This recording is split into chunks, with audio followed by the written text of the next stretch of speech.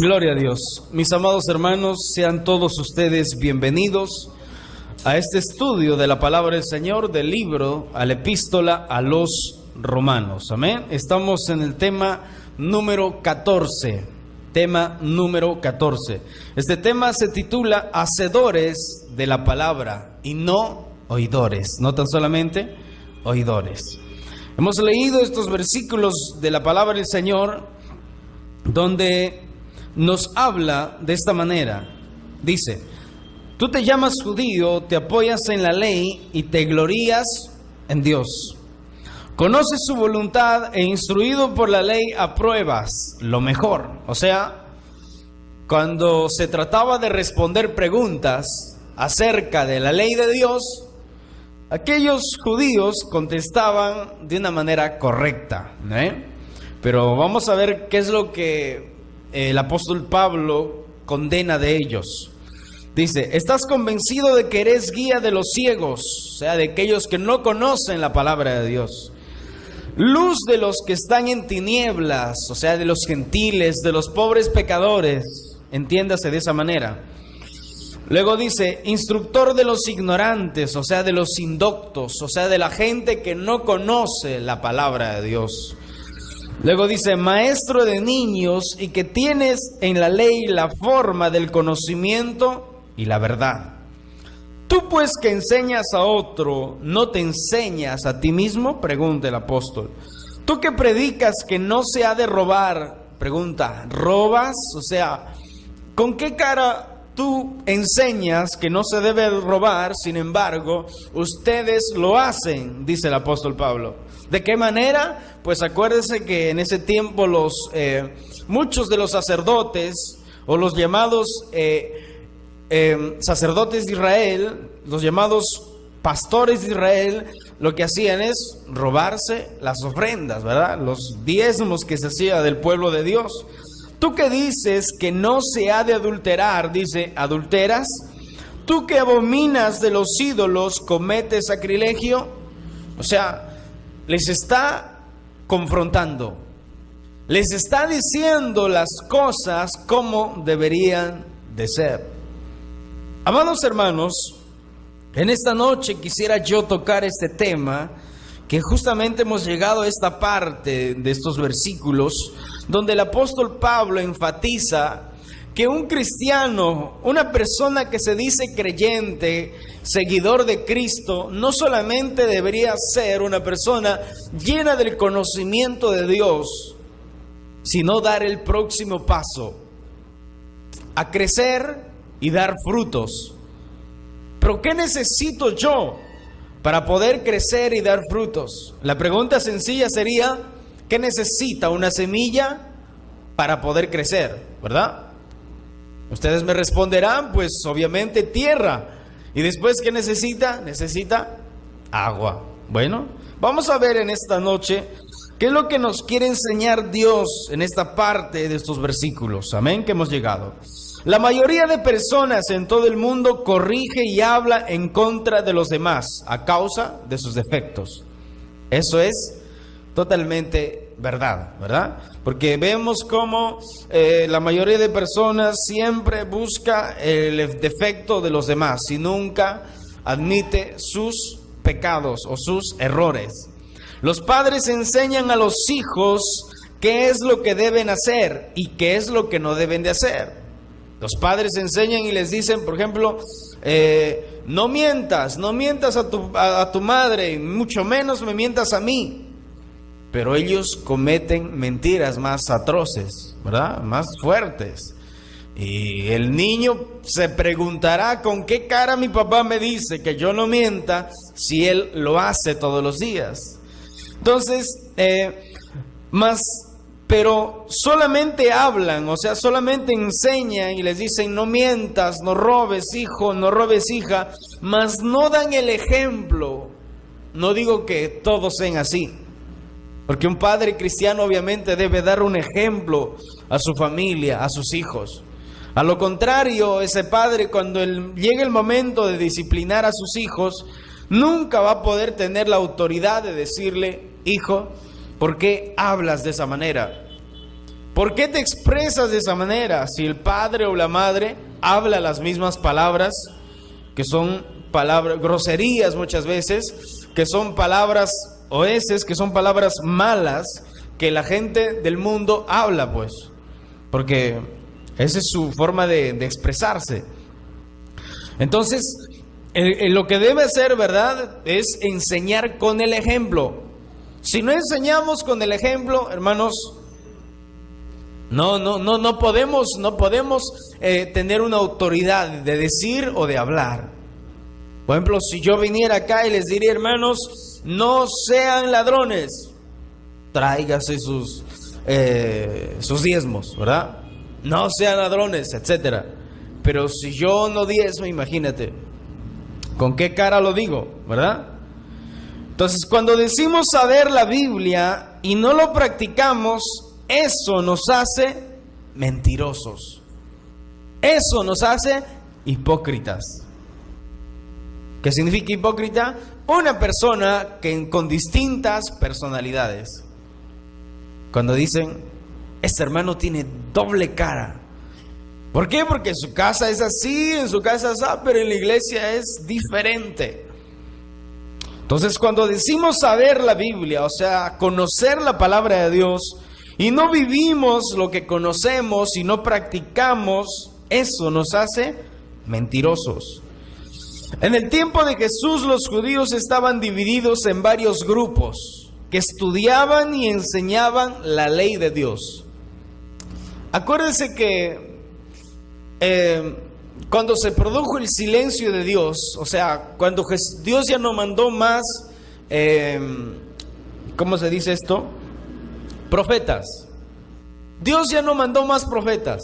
Se produjo ese proceso de 200 años, que es el silencio de Dios, o sea, antes de la venida de Juan el Bautista. 200 años atrás murió el último profeta, de ahí nadie más envió Dios. En ese lapso de tiempo se levantaron muchos grupos religiosos diciendo intérpretes de la ley de Dios. Miren, estos estudiaban y enseñaban la ley de Dios, pero tenían un gran problema. ¿Qué problema? Lo que ellos enseñaban no lo vivían. Lo que ellos enseñaban, amados hermanos, no lo ponían por práctica. Y llegaban pues a cometer el pecado de hipocresía y de mentira. Porque ellos decían, como Pablo les dice en estos versículos, ellos decían, no robes. Y eran los primeros en robar. Ellos hablaban y les decían, ¿saben qué? Ustedes no deben mentir, ustedes no deben adorar ídolos, no deben postrarse, pero sin embargo, eran ávaros. Y la avaricia, dice la Biblia, es idolatría. Y así como cuando Jesús les confronta a los que querían apedrear a la mujer adúltera, y le dice, si alguno de ustedes no ha pecado igual que esta mujer, que tire la primera piedra. Y ahí está. Por eso que Pablo le dice, ustedes que enseñan que no se debe adulterar, adulteran. Eso es terrible. Estos eran, mira, los fariseos, los saduceos y los escribas, que eran de los más conocidos. 3 grupos más conocidos. Grupos que interpretaban la Biblia a su manera, arreglándolo a su conveniencia. Es como hoy en día. Hoy en día hay distintos grupos. Hay iglesia para todos. Hay iglesia, como se dice, de acuerdo al gusto. A ver, se podría asemejar como los restaurantes. Tú encuentras una pollería, encuentras un lugar donde venden puros jugos, encuentras otro lugar donde venden menú, encuentras otro lugar donde venden pura comida sana, saludable, y encuentras otro lugar donde venden pura comida chatarra, al gusto del cliente. Y hoy en día, amados hermanos, vemos tantos grupos religiosos que es al gusto de la gente. ¿Por qué al gusto de la gente? Porque hay iglesia para homosexuales, hay iglesia para gente que cometen adulterio y En la iglesia les dicen que el adulterio es pecado y se van y buscan otra iglesia donde no les hablen del adulterio. Van a otro lugar y hay distinto tipo de iglesia. Y hay gente que les asusta el infierno y dicen, bueno, voy a otro lugar donde no me hablen del infierno porque me están asustando. Y llegan a un lugar llamados, pues, los testigos de Jehová, ¿verdad? Donde, no, infierno solamente se inventaron los protestantes para que tú te asustes. No existe tal cosa. Y bueno, iglesias al gusto de la gente. Como en este tiempo, en el tiempo de que Pablo vivía, había grupos religiosos que interpretaban la Biblia a su manera, torciendo la palabra de Dios. Eso es terrible. Y en nuestros días cada vez va yendo en peor, de mal en peor. Se está yendo cada día, aparecen grupos religiosos que es horrible, hermanos, es horrible. Bueno, en nuestros tiempos existen muchos grupos religiosos que dicen honrar y adorar al verdadero Dios. Leyendo la Biblia hemos entendido cuáles son las sectas, ¿verdad? Sectas tan entendidas. Hay muchas sectas ahí que alguien dice yo soy el Cristo y una cantidad de locos lo siguen, ¿verdad? Dicen este es el Cristo, este es el Mesías. Otro que aparece, yo soy el fulano de tal. Otro que le aparece un ángel y que dijo de la nueva revelación de la Biblia, de la palabra de Dios. Y simple y sencillamente puras mentiras. El apóstol Pablo fue claro cuando dijo estas palabras. Si alguno trae otro evangelio, sea nosotros, o sea otro, o sea un ángel del cielo, dijo, que sea anatema. ¿Qué significa anatema? Maldito. Imagínate. Él se incluyó porque tenía que decirlo. ¿Entiende? ¿Para qué? Para que si algún hermano allí supuestamente cristiano venía con otro tipo de mensaje, sería un anatema. Entonces, no hablaremos de las sectas, ¿verdad? Porque ya lo identificamos. Pues no predican la verdad, son grupos donde Satanás es el que gobierna. Sinceramente, aunque tenga la Biblia, porque la Biblia lo tiene hasta el brujo, para hacer sus hechicerías, ahí lo tiene la Biblia. Pero en sí, Satanás es su señor. Entre las congregaciones que seguimos a Cristo, llamadas evangélicas, ¿verdad? Cristianas, pentecostales, pentecostés, las iglesias, los bautistas, y todos los que sigan el verdadero evangelio, existen muchas divisiones entre nosotros. O sea, unos afirman al leer estos textos, o sea, lo que acabamos de leer, de la gente que tenía mucho conocimiento, de los judíos que tenían mucho conocimiento de la palabra de Dios, pero nada de obras, o sea, nada de amor, nada de santidad, absolutamente nada. Muchos al leer estos versículos afirman que no es importante estudiar la palabra de Dios. Dicen esto, porque la letra mata, dicen. ¿Usted ha escuchado a alguien que dice, no, ¿para qué estudiar la Biblia que al cabo que la letra mata? Yo prefiero orar a Dios. Eso es muy bueno, pero hay que hacer como una balanza, ¿verdad? Que todo pese igual, si no te vas a ir a un lado. Bueno, dicen que lo más importante es orar y nada más eso. Otros dicen que lo más importante es estudiar la Biblia, sin importar si oramos o no oramos. Amados hermanos, estos dos son dos lados, que son extremos. A ver, pongamos acá los que estudian la Biblia y solamente eso. Y pongamos acá los que oran y solamente oran. Y de vez en cuando leen la Biblia. Y a veces ni leen la Biblia, sino que esperan a ver si alguien tiene una revelación para que ese sea el mensaje para todos. Pero acuérdese que cada revelación que una persona recibe de parte de Dios tiene que ir a la par con lo que dice la Biblia. Si alguien viene y dice, Dios me declaró el enviado, Dios me declaró el esto, Dios me dijo que yo era el enviado, el Salvador, ese se comió frijoles, ¿verdad? Y no durmió bien y tuvo sueños feos esa noche. Pero es terrible, ahí están los dos extremos. Les pregunto a ustedes, ¿dónde nosotros debemos mantenernos? ¿Hacia la oración o hacia estudiar la Biblia? Mantengámonos en el centro, eso, en el centro, porque eso nos va a llevar a un equilibrio. Y cuando nos mantenemos en un equilibrio, vamos a caminar firme. Es como un de esos malabaristas que están agarrados en una cuerda y que tienen algo así. Si se inclinan hacia un lado, se caen. Hacia el otro lado también se caen.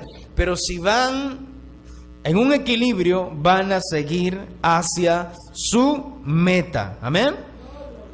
Ahora, ¿será esto cierto de que unos prefieren solamente orar o otros prefieren solamente leer la Biblia? La respuesta es esta: a ambos les falta lo que uno tiene. Muchos tienen oración pero a full, como los corintios, que eran personas que tenían todos los dones, pero el conocimiento les faltaba. Y a los que tienen mucho conocimiento les falta la oración en el Espíritu, para que se pueda combinar las dos partes y dar un crecimiento. Pregunta.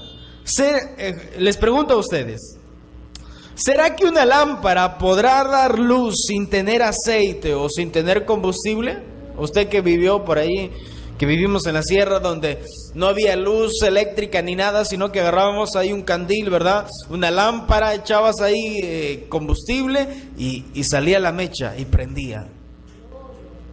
Pero si no tenía el combustible, ¿qué pasaba? Nunca se iba a prender esa lámpara. Pregunta: ¿o será que un pájaro, una ave, puede volar con una sola ala? Les pregunto. Nunca he visto, de verdad. Nada, córtale un poquito nomás y no puede volar. ¿Amén? ¿Amén o no amén?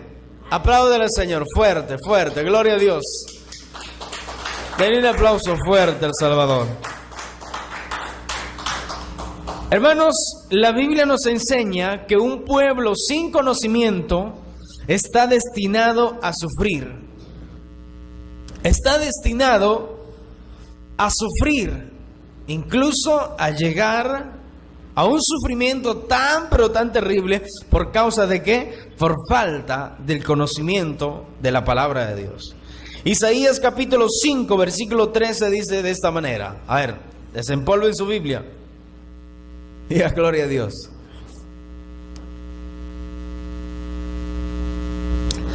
Libro de Isaías capítulo 5, versículo 13. Dice la palabra de Dios: por tanto, mi pueblo fue llevado cautivo porque no tuvo conocimiento. Y su gloria pereció de hambre,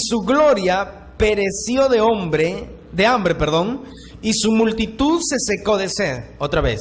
Por tanto, mi pueblo fue llevado cautivo porque no tuvo conocimiento, y su gloria pereció de hambre, y su multitud se secó de sed. Qué terrible, ¿verdad?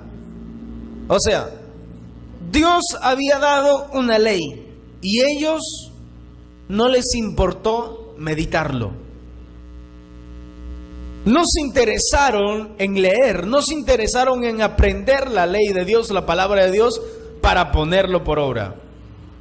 Acuérdense que Deuteronomio 2:5, por ahí, dice la palabra de Dios: le enseñarás a tus hijos, aún desde muy pequeños. Yo diría aún desde el vientre, ¿verdad?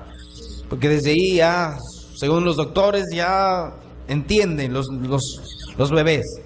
Y dice: los atarás cuando estés yendo por el camino, cuando estés en el campo, cuando estés yendo a la ciudad. No te canses de predicar la palabra de Dios, de enseñar la palabra de Dios a tus hijos. ¿Pero qué pasó? Se olvidaron de ese mandamiento. Por eso que fue llevado cautivo, porque no tuvo conocimiento, y su gloria pereció de hambre. O sea, su gloria, o sea, la bendición que ellos, los judíos, estaban, amados hermanos, disfrutando, se disipó. se desapareció. Terrible. En el mismo libro de Oseas, capítulo 4, versículo 6, dice la Biblia de esta manera: mi pueblo fue destruido porque le faltó conocimiento.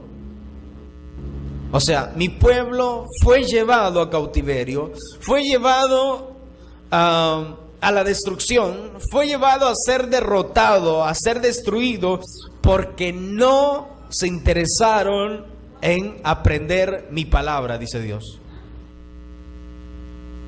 Por cuanto desechaste el conocimiento, imagínate, eso desechar es algo que uno lo hace por voluntad propia. Porque ¿qué hicieron? Simplemente hicieron a un lado y no se interesaron más en aprender, en escuchar lo que dice Dios a través en ese tiempo de sus profetas y a través de la ley de Dios. No se interesaron. Por eso dice: por cuanto desechaste el conocimiento, yo te echaré del sacerdocio. Le dice a los sacerdotes. Imagínate, los mismos pastores de Israel, los sacerdotes de Israel, los levitas, en ese tiempo de Oseas, habían dejado de enseñar la palabra de Dios. Habían dejado de practicar la palabra de Dios. Y eso es terrible. Y porque olvidaste la ley de tu Dios, yo también me olvidaré de tus hijos. Eso es terrible, hermanos. ¿Por causa de qué? Por causa del conocimiento a la palabra de Dios. Es por eso que mucha gente se va de la iglesia, mucha gente no permanece en el evangelio. ¿Por qué? Por falta de conocimiento. Eso es una parte. La otra parte es que así como meditamos la palabra de Dios, oremos en el Espíritu. Ya vamos a ver más adelante. Busquemos al Señor. Pero en este caso, hermanos amados, sepa usted, aproveche, mejor dicho, que estamos estudiando la palabra de Dios. Y yo escogí, no porque yo quise, escogí este libro, porque este libro es profundo, hermanos. Este libro tiene una riqueza de la palabra de Dios, una doctrina que si nosotros lo aprovechamos en saborearlo, en comer la palabra de Dios, vamos a alimentarnos, vamos a crecer, vamos a madurar. Vamos a ser diferentes, hermanos. Dios nos va a llevar a un nivel más de crecimiento espiritual. Te va a hacer entender más cosas. Entonces, por otro lado, la Biblia nos dice esto en cuanto a la oración. La Biblia nos habla, aquí unos versículos, en cuanto a la oración. Salmos 42, 8. Salmos 42, 8. Salmos 42, 8. Entonces, la palabra de Dios que uno aprende cada día cuando se enseña la palabra de Dios, se estudia profundamente la palabra de Dios, uno aprende y hace la otra parte. ¿Cuál es la otra parte? Es orar en el Espíritu de Dios. Porque acuérdense que el salmista David dijo: lámpara es a mis pies tu palabra y lumbrera a mi camino.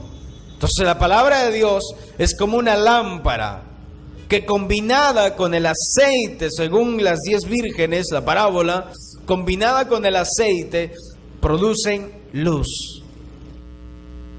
Y lo que nosotros aprendamos, combinada con la oración en el Espíritu, producirá frutos del Espíritu de Dios. Es por eso que debemos combinar esas dos partes. Salmos 42, 8 dice: pero de día mandará Jehová su misericordia, y de noche su cántico estará conmigo. O sea, la misericordia de Dios, dice David, reposará sobre mí, y de noche yo estaré cantando al Señor, y mi oración al Dios de mi vida. O sea que su oración es conversar con Dios, es dialogar con Dios. No es una oración que usted solo aprendió y que siempre vas a repetir lo mismo. No, es conversar con Dios como usted y yo conversamos. Hermanos, si nosotros aprendemos a orar, a conversar con Dios, usted va a tener una relación cada día más profunda con el Creador. Simplemente hable, que Dios le esté escuchando. Hermanos, es tremendo la oración. La oración en el Espíritu es maravilloso. Salmos 141, versículo 2. Suba mi oración delante de ti como el incienso, el don de mis manos como la ofrenda de la tarde. Ese es el deseo de David. Ese es el deseo de David. Suba mi oración delante de ti como el incienso, el don de mis manos como la ofrenda de la tarde, el regalo, o sea, la alabanza al Señor. A eso se refiere. El regalo de mis manos, o sea, cuando uno levanta sus manos y alaba al Señor en medio de la oración, es como una ofrenda, dice, de la tarde llega al Señor. Como el incienso, un incienso precioso que llega a Dios. Versículo 3 dice, ponga guarda mi boca, oh Jehová, guarda la puerta de mis labios. ¿Por qué dice eso David? Porque él entendió esto. Él leía la palabra de Dios. Él dice, y me gozo en tu palabra. Tu palabra es una delicia, dice el salmista. Tu palabra es delicia en mi boca. Es dulce como la miel. Entonces él meditaba la palabra de Dios y oraba y aprendía la palabra de Dios. Es por eso que esta es una oración que él hacía al Señor, porque él entendió, amados hermanos, que orando, leyendo la palabra del Señor, uno crece espiritualmente. Daniel capítulo 9, versículo 3 dice esto. Apunte, Daniel capítulo 9, versículo 3.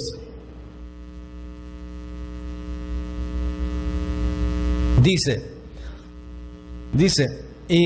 y volví mi rostro a Dios, el Señor, buscándole en oración y ruego, en ayuno, cilicio y ceniza. ¿Cómo? Oración, ruego, en ayuno y cilicio. Mira, eso es una consagración a Dios.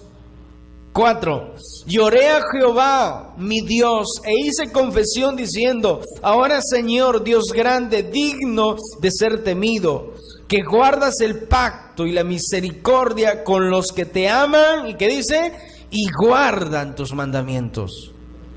¿Cómo una persona puede guardar la palabra de Dios, puede obedecer la palabra de Dios, si esta persona no sabe qué es lo que Dios dice? ¿Cuánta gente, incluso yo en mis principios, yo decía, ¿cuál es la voluntad de Dios? ¿Cuál es la voluntad de Dios para mi vida? Pues número 1, la voluntad de Dios es que meditemos la palabra de Dios, que lo obedezcamos, y solamente vamos a poder obedecer cuando nos humillamos en la oración al Señor. Nos humillamos y eso es como echarle agua a esa semilla en la tierra. ¿Y qué es lo que va a hacer? Va a empezar a crecer una plantita. ¿Y qué va a empezar en ti? Vamos a crecer espiritualmente. Vamos a producir los frutos del Espíritu de Dios. Romanos capítulo 12, versículo 12 dice esto: gozosos en la esperanza, sufridos en la tribulación, y lo último dice, constantes en la oración. Constantes en la oración, o sea, a diario en la oración. Siempre nosotros debemos estar orando a Dios. ¿Por qué nosotros oramos a Dios? Porque simplemente es una comunicación. Es tomar el hilo telefónico con Dios. Él nos habla y cada vez tu relación con Dios va a ser más y más cercana. Y cuando estés más cerca de Dios, más vas a ver tus defectos. Y vas a decir, me falta mucho. Y cada día vas a corregir más tus defectos, porque Dios es luz. Y si Dios es luz, mientras más te acerques a la luz, más verás tus imperfecciones y más te vas a corregir, más te vas a consagrar, más vas a obedecer la palabra de Dios. Pero la gente que cada día deja de orar, es como dejar de echarle agua a una planta. Se va a secar. Pero por eso que David dice, bienaventurado el hombre que teme, que respeta a Dios, porque será como un árbol que está plantado a la orilla de un río y que el agua pasa y que ese árbol nunca se seca. ¿Por qué nunca se seca? Porque el agua está allí para regarlo. Y cuando el agua llega, se fortalece y que nunca sus hojas caen, siempre está verde. Yo nunca en mi vida he visto un árbol que está a la orilla de un río y que está seco. Porque hay agua que lo alimente. Y puedo decir que nunca se verá un cristiano que esté seco, que esté sin amor, sin gozo, sin paz, sin paciencia, sin dominio propio, si este cristiano no está orando. Pero si no está orando, si no está buscando el rostro de Dios, empieza a secarse. Empieza a manifestarse la dureza de la carne. Empieza a manifestarse la impaciencia, lo torpe, el desamor, lo seco. Porque ¿qué es lo que pasa en una sequía? Se seca la tierra y nada crece, hermanos. ¿Qué debemos hacer? Mantener un equilibrio, la palabra de Dios y la oración en el Espíritu. De esa manera vamos a crecer, vamos a seguir adelante y vamos a permanecer en Cristo. ¿Amén? Constantes en la oración. Colosenses 4:2 dice, perseverad en la oración. Jesús, Él dijo muchas parábolas. Habló y dijo esto, hablando del juez injusto y de la viuda, que la viuda perseveraba, iba y le tocaba la puerta. Juez, hazme justicia. Al último le hizo justicia. Dijo, esta señora me es molesto. Bueno, les voy a hacer justicia. Pero ¿qué hizo? Perseveró. O sea, siguió. Nunca se desanimó. ¿Cuántos de nosotros ya no oramos como antes? Eso es terrible. ¿Cuántos de nosotros ya no estudiamos la Biblia como antes? ¿Te acuerdas cuando te levantabas, abrías tu Biblia? ¿Qué Dios tiene hoy para mí? Leías, meditabas, orabas, decías Señor, y estabas fresquito, te sentías fresco espiritualmente. Se sentía esa gracia en tu vida. Pero hermanos, ¿cuánta sequedad hay en las iglesias? ¿Cuánta sequedad hay? Y mientras más secos están, más duros se vuelven, ¿o no? La tierra, mientras más seca, más duro se vuelve. Es por eso que ahora puros entre hermanos se machetean con la palabra de Dios aquí, allá, diestra, siniestra. Se olvidaron de la misericordia, se olvidaron del amor, se olvidaron de todo, hermanos. Eso es terrible. Perseverad en la oración, velando en ella con acción de gracias. Hoy se ve a una persona cometer algo, cometer un pecado que por X motivos lo cometió. Aquel hermano se va y dice, tú eres un esto, un el otro, un pecador y te va a hacer el infierno. Y en vez de restaurarlo, lo que hacen es hundirlo peor. Y eso es terrible, hermanos. Porque la palabra de Dios nos dice que ustedes maduros, o sea, ustedes que están maduros espiritualmente, restaurar a aquellos que cometieron el pecado, exhortándonos unos a otros, considerándonos a nosotros mismos, porque podemos caer en algo peor. Entonces, tenemos que nosotros combinar oración y palabra. Si nos inclinamos hacia la oración, hermanos, vamos a estar en un desequilibrio.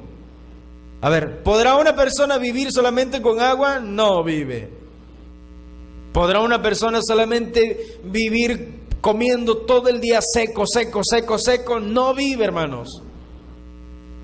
No vive. pero sí comiendo algo sólido, tomando su agua, vive, crece y se fortalece. Lo mismo es la vida espiritual. Lo mismo. Tesalonicenses primeras, capítulo 5, versículo 12 dice, orad sin cesar. Solo eso dice, orad sin cesar.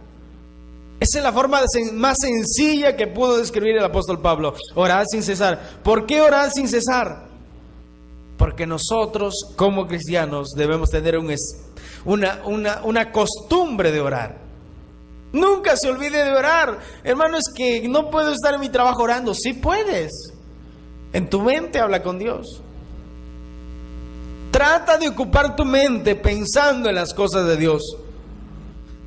Recordando versículos bíblicos. ¿Qué decía en tal versículo? Estás, amados hermanos, estás alimentándote, estás recordando, estás poniendo por obra lo que dice la palabra de Dios. Tenemos que ocupar nuestra mente. Dice la Biblia que nos renovemos a la mente de Cristo. Entonces, un cristiano debe meditar en la palabra de Dios y orar en el Espíritu. Escuchen, el cristiano ora al Padre en el nombre de Jesús y en el Espíritu Santo. ¿Cómo es eso? Oramos al Padre en el nombre de Jesús, porque ese es nuestro camino, Él es nuestro intermediario, Él es nuestro puente, Él es el que nos cruzó de un lugar al otro. Él, Cristo, y en el Espíritu Santo. ¿Qué significa eso? El Consolador, nuestra compañía, nuestra guía, el Espíritu de Dios. Nuestro compañero, Él está siempre ahí con nosotros. ¿Dónde está eso? En Judas 1:20 dice, pero vosotros, amados, edificando sobre todo vuestra santísima fe, orando en el Espíritu Santo. Dios nos dio al Espíritu de Dios. ¿Para qué? Para que cuando dobles tus rodillas o parado o sentado, como usted esté cómodo, usted ore a Dios y el Espíritu de Dios te va a ayudar. Él va a decir, aquí estoy yo porque siempre estoy dispuesto, aquí estoy para fortalecerte, para que esta oración llegue al Padre. Tus ruegos, tus peticiones no es que se quedaron, no es que la llamada telefónica no llegó a Dios, no, la oración Dios siempre lo tiene allí, siempre Él está escuchando. Otra cosa es que a veces nos responde rápido, a veces demora y a veces demora años. Pero esa es la soberanía de Dios, que Dios nos da todo a su tiempo. ¿Amén? Entonces el cristiano debe orar en el Espíritu de Dios. De esta manera, amados hermanos, habrá una combinación entre la palabra aprendida y la oración, que es como el agua que alguien echa a la tierra para que la planta crezca. Sin el agua no puede crecer. Así el cristiano no puede crecer, pues la palabra de Dios es como una semilla sembrada en nuestro corazón, que solo crecerá si cada día oramos en el Espíritu. Solamente la palabra de Dios va a crecer en nosotros si oramos en el Espíritu. Si cada día clamamos a Dios, nos humillamos delante de Dios, vamos a crecer más rápido. Es por eso que muchos crecen más rápido, otros como que ahí le van. Pero debemos nosotros consagrarnos, amados hermanos. Lámpara es a mis pies tu palabra y lumbrera a mi camino, dijo el salmista David en el libro de Salmos, capítulo 119, versículo 115. Filipenses 1:9 al 11 dice esto: y esto pido en oración, que vuestro amor abunde aún más y más en conocimiento y en toda comprensión, para que aprobéis lo mejor, a fin de que seáis sinceros e irreprochables para el día de Cristo. O sea, que nosotros, nuestra labor es crecer en Dios. No es quedarse ahí petizos, enanos, porque no tomaron su leche. Tenemos que comer todos los días para poder crecer, para poder ser de vista como las águilas. Por eso Pedro dice, no sean de corta vista. Personas que miran de aquí 10 metros y ya para la próxima, para allá a la esquina y no ven nada.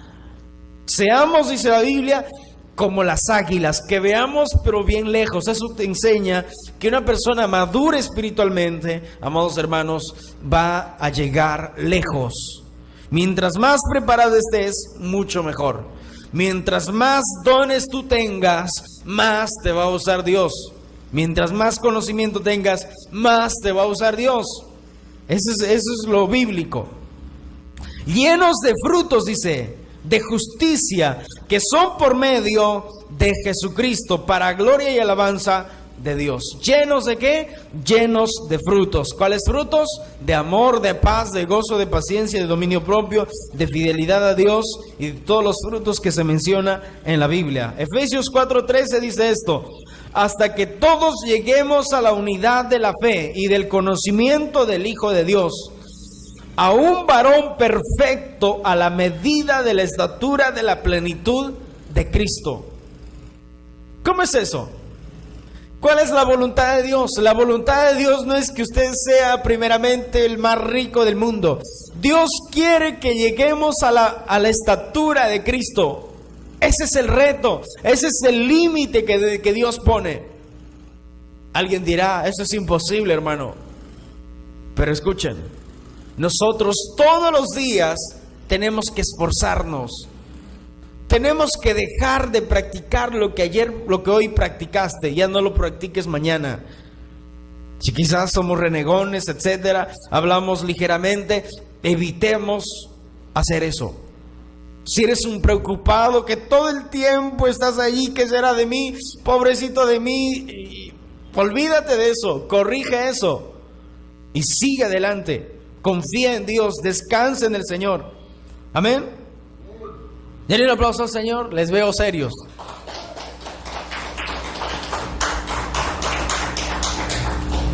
Alabado sea Dios. Colosenses 1:10.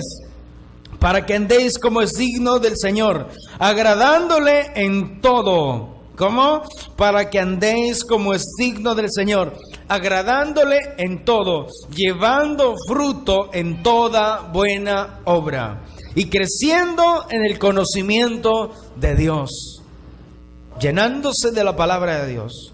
Y Colosenses 3:10 dice la Biblia: y revestido del nuevo, el cual conforme a la imagen del que lo creó, se va renovando hasta el reconocimiento pleno. En el versículo 16 dice que cada cristiano debemos estar llenos de la palabra de Cristo, que more en nuestras vidas en una manera abundante, la palabra de Dios. O sea, usted debe estar rebosando de la palabra de Dios. Por eso que usted, como un cristiano responsable, escribe los textos bíblicos que se habla y usted lo medita, lo lee y sigue meditándolo. De esa manera usted aprende. Usted está rebosando de la palabra de Dios. 1 Corintios 8:1 dice esto: en cuanto a lo sacrificado a los ídolos, sabemos que todos tenemos el conocimiento, el cual... el conocimiento, dice, envanece, pero el amor edifica. Hermanos, la gente que dice, no, el conocimiento lo dejamos a un lado. ¿Por qué? Porque el conocimiento envanece, pero el amor edifica. ¿Sabe qué significa envanece? Envanece significa el conocimiento orgullece. Esto no quiere decir que no necesitamos del conocimiento de la palabra de Dios. A lo contrario, la Biblia se contradeciría. No es así. ¿Qué es lo que nos habla? Que una persona, un cristiano que solo tiene el conocimiento de la palabra de Dios sin oración, caerá en el orgullo, pues verá a los demás como inferiores. Y en vez de crecer y dar frutos, está como una semilla en tierra seca, que por falta de agua no crece y esa semilla se pierde o se pudre. Es por eso que los judíos de ese tiempo, ellos vivían de esa manera. ¿De qué manera? Ellos solamente tenían la palabra de Dios. No tenían una vida consagrada a Dios. No se decidían entregarse de todo corazón. Ellos tenían solo la palabra de Dios y no se consagraban, no practicaban la palabra de Dios. Es por eso que dice, el conocimiento envanece, o sea, orgullece. A la gente que solamente se llenaba de conocimiento y nada más decía, mira, yo conozco la ley de Dios. Y enseñaba y todo, pero no lo practicaba. A eso se refiere. Y luego dice, pero el amor edifica. ¿A quién? ¿Cómo nosotros conocemos que debemos llenarnos del amor, que debemos producir el amor, mejor dicho, si no conocemos la Biblia? La Biblia está, ¿verdad? Corintios 11, si no me equivoco, donde habla del amor. Y ahí aprendemos, conocemos qué dice Dios, cuáles son las características del amor. De esa manera nosotros vamos a ponerlo por obra. Entonces, ¿cómo lo entendemos este versículo? Que una persona con conocimiento, sin oración en el espíritu, caerá en el orgullo. Pero aquel que tiene el conocimiento de la palabra de Dios y se llena de la oración en el espíritu, esa persona va a tener mucho amor, va a tener mucho gozo, va a tener mucha paciencia y va a edificar a los demás. ¿Amén? ¿Amén o no amén? Apláudale al Señor, no se ponga triste. Es por eso que el apóstol Pablo enfatiza la sequedad de los judíos de ese tiempo, que tenían mucha semilla, mucha palabra, pero no consagración a Dios. No se consagraron. Es por eso que en el versículo 17 dice esto: he aquí tú tienes sobrenombre de judío. En un lenguaje sencillo dice esto: algunos de ustedes dicen con orgullo que son judíos. Uy, nosotros somos judíos, somos los que tenemos la ley de Dios. Y se jactaban con orgullo. Se sienten muy seguros porque tienen la ley de Moisés y están orgullosos de su Dios. Versículo 18. Creen saber lo que Dios quiere y cuando estudian la Biblia aprenden a conocer qué es lo mejor. Miren, creen saber lo que Dios quiere y cuando estudian la Biblia aprenden a conocer qué es lo mejor. Versículo 19. Se sienten muy seguros al decirles a los pecadores lo que deben hacer para ser salvos. O sea, les dicen, santifícate, guarda en ese tiempo, guarda los mandamientos de Dios, obedece, si no te vas a morir, te vas a perder, pero tienes que obedecer para que tú seas salvo. Versículo 20 dice, y como tienen la Biblia en la mano, se creen maestros de los ignorantes. Entiéndase lo que dice en nuestra Biblia, o indoctos. Indoctos significa ignorantes, una persona que no conoce la palabra de Dios. Y de los inexpertos, dice, dueños de la verdad y del conocimiento. Y como tienen la Biblia en la mano, se creen maestros de los ignorantes y de los inexpertos. Como hoy en día, muchos ministros solamente tienen el estudio de la palabra de Dios. Hoy están bien orgullosos, se creen maestros, ¿verdad? Porque conocen, pero no hay nada de oración, de consagración a Dios. Es por eso que ves a personas como caen en pecados terribles. Caen en pecados de fornicación, de adulterio, pero tienen el conocimiento. ¿Pero por qué ellos cayeron en eso sabiendo de lo que ellos estaban haciendo? Porque no había una consagración a Dios. No tenían una vida, un contacto espiritual con Dios. Tenían pura letra, como se dice. Versículo 21. Pero ¿cómo pueden enseñar a otros si ustedes mismos no aprenden primero? ¿Cómo pueden enseñar que no se debe robar si ustedes mismos roban? Dice. Imagínate.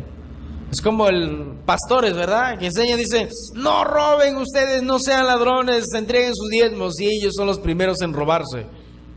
Terrible. 22. Dicen que todos deben ser fieles en el matrimonio, pero ustedes mismos son infieles, o sea, son adúlteros. Luego dice, odian a los ídolos, pero roban en los templos de esos ídolos. Tremendo, ¿verdad? Eran los primeros ladrones. Están orgullosos de tener la Biblia, pero no la obedecen y son una vergüenza para Dios. Terrible. Están orgullosos. Uy, somos los teólogos, los que sabemos más y todo eso, pero no la obedecen. Son una vergüenza para Dios, dice. Tiene razón la Biblia cuando dice: la gente de otros países hablan mal de Dios por culpa de ustedes mismos, ¿o no? Que cuando un pastor roba, mata, viola, se aprovecha, la gente dice: mira, así son los pastores, mira, así son, así se comportan, así son todos, dice. Mira, se roban, y cuando se habla y dice: somos de la iglesia tal. Yo me acuerdo que llegaba, conversaba con los compañeros de trabajo, decía: ¿tú qué eres? Bueno, soy cristiano. ¿Qué más? Bueno, estoy encargado de una iglesia allí, de una congregación. Tú te robas los diezmos. Eso es lo primero que dice. A todos nos meten a un mismo costal. O sea, todos los cristianos, todos los pastores son iguales, dicen. No es así. No todos somos iguales. Pero por causa de muchos, dice la Biblia, por causa, el evangelio es blasfemado entre los gentiles por causa de vosotros. De nada sirve que alguien se circuncide si no obedece la ley. Si la desobedece, es como si nunca se hubiera circuncidado. En cambio, los que no están circuncidados, pero obedecen la ley, son aceptados por Dios, aunque no estén circuncidados. O sea, les dice a los judíos: ustedes, por más que tengan la circuncisión, que es en el miembro genital del varón, por más que ustedes tengan ese pacto de Abraham, pero si no creen en Cristo, ustedes están fritos, ustedes están condenados, porque no hay quien les salve. En cambio, los que no están circuncidados, pero obedecen la ley de Dios, son aceptados por Dios, aunque no estén circuncidados. Así que los que obedecen la ley, los juzgarán a ustedes, les dice. Imagínate. Acuérdense que Jesús dijo que cada cristiano que se entregó al Señor, la Biblia dice que juzgaremos en aquel día, ¿verdad? Estaremos gobernando juntamente con Él en el milenio. Eso es precioso. Aplaudan al Señor, hermanos, fuerte, con alegría. Gloria al Señor, alabado sea Dios. Así que los que obedecen la ley los juzgarán a ustedes, aunque ellos nunca hayan sido circuncidados, porque ustedes, aunque se circuncidaron y tuvieron la ley, nunca obedecieron la ley de Dios. No crean que ustedes son judíos solo por vivir como judíos y por estar circuncidados. El verdadero judío es aquel que obedece a Dios y no a las leyes humanas. A este Dios le acepta, aunque la gente lo rechace. Así somos, hermanos, peregrinos en este mundo, rechazados, muertos, nuestros antepasados, nuestros hermanos cristianos que hoy en día mueren en el Medio Oriente, apedreados, quemados, sufren, lloran por causa del evangelio. Pero aunque el mundo rechace al cristiano, aunque la gente rechace a los verdaderos cristianos, Dios nos acepta, y eso es lo suficiente, hermanos. ¿Por qué es lo suficiente? ¿Por qué? Porque si Dios nos aceptó, si Dios nos perdonó, ¿quién, dice la Biblia, será contra nosotros? Si Dios es con nosotros, ¿quién podrá venir contra nosotros? Escuchen, vivamos o si morimos. Si vivimos, vivimos para Dios. Si morimos, mucho mejor, porque nos vamos con el Señor. Y ahí acaba todo. Pero mientras vivimos, hagamos la voluntad de Dios. Dejemos de pecar todos los días. Seamos ese remanente diferente a los demás. Si ahora tienen el concepto de los cristianos, que todos los cristianos son ladrones, son adúlteros, son fornicarios, son de hablar así de una manera mala, hermanos, mostremos que somos diferentes. Seamos pocos o seamos muchos, mostremos testimonios de cristianos verdaderos, de cristianos diferentes. Porque es terrible lo que se habla en las calles de los cristianos. Pero seamos diferentes al montón y mostremos un testimonio de verdaderos hijos de Dios. Amén. Amén o no amén. Amén. Con alegría, apláudale al Señor. Gracias, Señor Jesús.